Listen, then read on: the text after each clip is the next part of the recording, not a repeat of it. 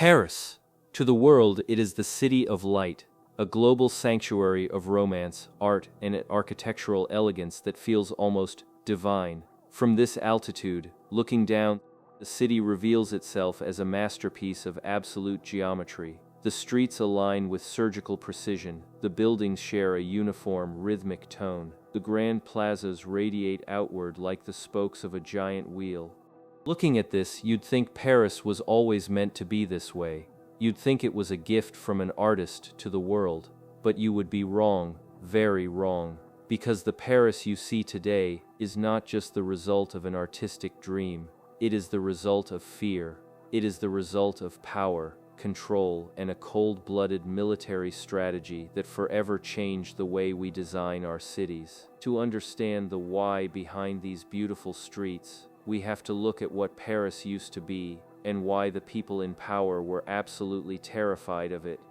Let's travel back before the 19th century, before the wide boulevards. Paris was not a city of light, it was a medieval nightmare. Imagine a chaotic, suffocating maze of thousands of narrow, sunless alleys. Some were barely 3 meters wide. Tall buildings leaned toward each other, blocking out the sun and trapping the stench of a city that had no modern sewage system. The air barely moved. Disease, like cholera, was a constant visitor, claiming thousands of lives in the overcrowded slums. But for the government, the problem wasn't just the disease, it was the spatial chaos. In this old version of Paris, the people held the power. Why? Because these narrow, winding streets were a rebel's paradise. In the early 1800s, Paris became the epicenter of repeated violent revolutions. 1830, 1832, 1848. Each time, the pattern was the same. A group of citizens could paralyze an entire empire in minutes using a single deadly tactic: the barricade. It was simple but effective. Rebels would drag old furniture, heavy stones, and broken carts across these tiny streets. Within an hour, an entire neighborhood became a fortress. Armies could not move. Cavalry became useless because they couldn't turn their horses. And cannons, artillery struggled to find any clear line of fire in a street that twisted every 10 meters. The city itself had become a weapon against its own rulers. The kings of France realized a bitter truth. They didn't just need to control the people, they needed to kill the labyrinth. In 1852, a new figure stepped onto the stage, Napoleon III. He had seen the revolutions from the inside, and he knew that as long as Paris remained a maze, his throne would never be safe. He didn't want a city planner, he wanted a demolition artist. And he found him in a man who had no background in architecture, but a legendary reputation for ruthless efficiency: Baron Georges-Eugène Haussmann. Haussmann was given a mandate that would make any modern urbanist scream: aerate, unify, and beautify Paris. That was the public slogan. But the private mission was far more direct: make Paris revolution-proof.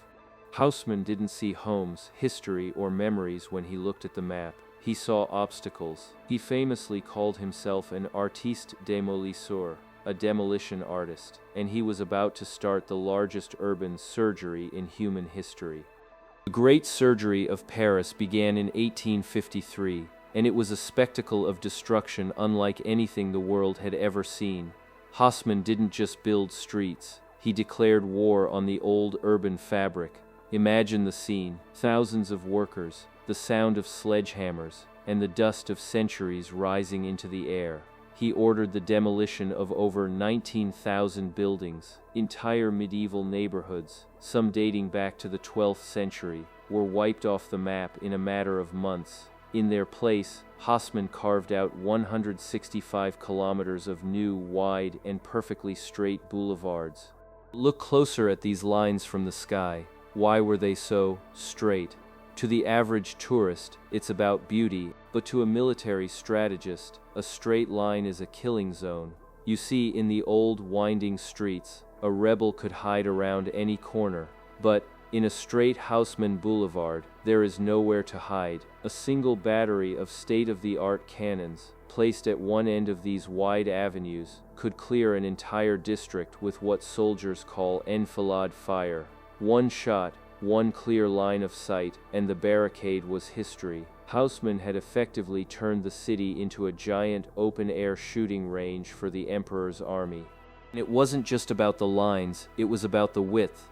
Haussmann expanded the streets from a suffocating 3 meters to a massive 30 meters or more.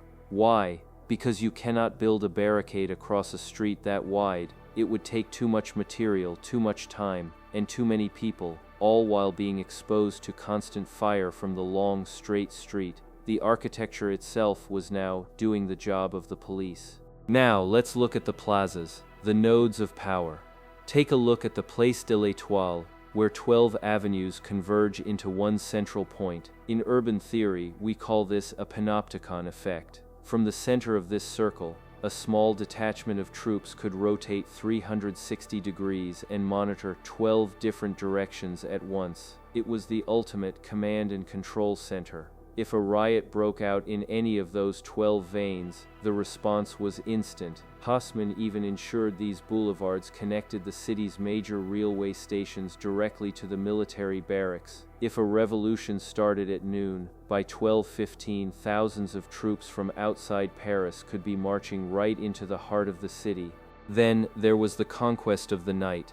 This is where the legend of the City of Light truly began, but not for romance. Darkness was the ally of the conspirator. In the dark alleys, rebels printed their pamphlets and planned their attacks. Haussmann's solution: he flooded the city with over 20,000 gas lamps. He literally erased the night. By illuminating the boulevards, he ensured that the state could see its citizens 24 hours a day. Visibility meant surveillance. Paris wasn't just beautiful at night, it was readable. It was a city where the shadows of rebellion were being systematically hunted down by the glow of gaslight. Behind the limestone facades and the grand view, there is a story of displacement that the history books often gloss over. To build this perfect city, someone had to pay the price. This wasn't just urban planning, it was social cleansing on a massive scale. Haussmann didn't just demolish buildings, he dismantled entire communities. By destroying the affordable, albeit cramped, housing of the working class, he effectively evicted the poor from the heart of Paris. In just a few decades, the city center was transformed into an exclusive playground for the wealthy bourgeoisie. The people who had built the barricades of 1848, the factory workers, the artisans, the laborers, found themselves pushed outward, beyond the new city boundaries, into what we now know as the banlieues. This wasn't a side effect, it was a final strategic maneuver. By pushing the unrest-prone population to the outskirts, Haussmann created a geographic buffer zone. If a riot started now, it would happen far away from the halls of power, in isolated areas that the military could easily surround and contain. Take a look at the peripheral from the sky, the massive ring road that circles Paris today. That road is more than just a highway, it is a modern-day fortification. It marks the invisible wall between the Museum Paris and the crowded, often neglected suburbs. When you see the news today about social unrest in the French outskirts, you are looking at a map that was drawn in 1853. The segregation isn't just social, it's architectural. Even the parks, those beautiful lungs of the city like the Bois de Boulogne, were part of this engineering. Before Haussmann, Paris had almost no green space. He added over 2,000 hectares of parks. But again, look at the logic. Wide open spaces are much harder for a mob to control than a dense urban jungle. In Haussmann's Paris, even nature was recruited to serve the interests of the state. The Haussmann model was so successful at managing people and showing off power that it became France's greatest export. Throughout the late 19th century, cities across the world began to mimic this architecture of control. From the khedivial streets of Cairo to the monumental axes of Washington, D.C., leaders realized they could have a city that looked like a dream, but functioned like a prison. It was the ultimate marriage of aesthetics and authority. As we zoom out from the Eiffel Tower, the city lights begin to blend into a single glowing organism. Haussmann's greatest achievement was his ability to hide the iron fist inside a velvet glove. He made the military architecture so breathtakingly beautiful that we forgot it was military. We look at these boulevards and see romantic Paris. We see a place to fall in love, to drink coffee, and to admire art. But the stones remember the sledgehammers, they remember the cannons, and they remember the people who were erased to make room for this perfection.